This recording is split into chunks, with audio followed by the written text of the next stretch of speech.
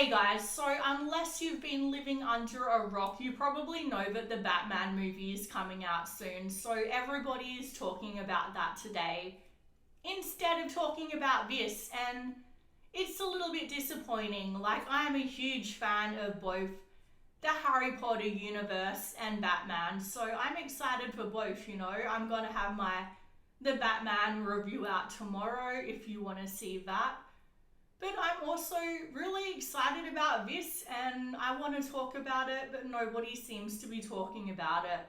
So I don't know if it's just being overshadowed by the Batman or if people have sort of lost their interest in the franchise, but hopefully not. Anyway, let's talk about it. So unfortunately, I can't do a trailer reaction the way that I normally do because YouTube's blocking every single one that I put out. So I'm just going to trust that you guys have already seen it, so let's talk about it. So firstly, I think the visuals in this look pretty incredible, and I think it's going to be a very visually dynamic movie.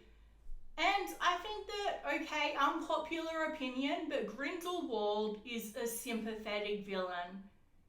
To me, he's a sympathetic villain because I believe that he really does have the best interest for the wizarding world at heart. I don't believe he's just doing it like Voldemort for power. I believe he actually truly does believe that he's doing what is best. And he sort of does have a point. I mean, if muggles found out about the wizarding world, they would see them as the enemy. You know, they would see them as something that should be destroyed, let's be honest. So he sort of has a point. I'm just saying, don't come after me.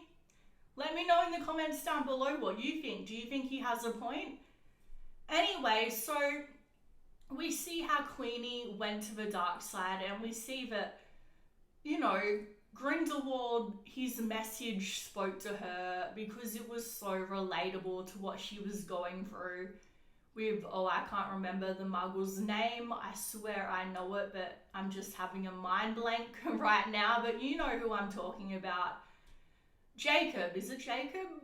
Anyway, so I really hope that they get back together in this movie, but it looks like Queenie is on the dark side now, well and truly. So we'll just have to wait and see. But it's going to be really interesting to see that dynamic of her on the dark side and let's call him Jacob trying to save her, presumably, and him getting a wand. What's that about? I can only speculate that, I mean, there must be a way for muggles to harness power somehow.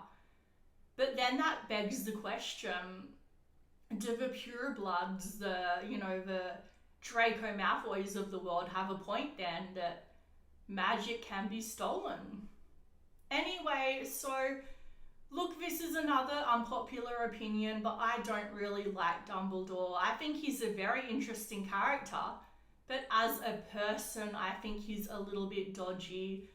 The way that he left Harry at the Dursleys, and I get why he needed to do it because of the blood protection, but at the same time, he could have easily checked up on him or said to the Dursleys, you know, I'm going to be keeping an eye on you. Be careful to treat him well or I'll turn you into a toad.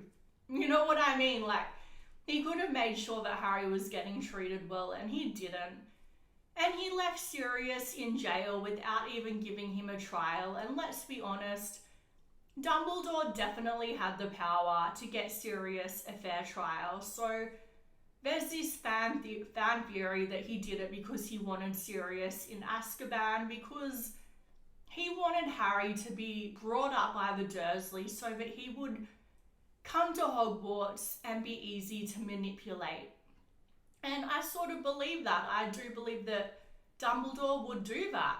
I'm not saying that he's evil. He's not evil, but I do think that he is a very manipulative, dodgy person, and I think that it would be really good if this movie didn't just have him as the black and white hero, because he isn't a black and white hero. And Grindelwald isn't a black and white villain. They both have shades of grey, and it would be nice to see this movie sort of explore that dynamic a bit instead of just making it hero and villain. But we'll just have to wait and see.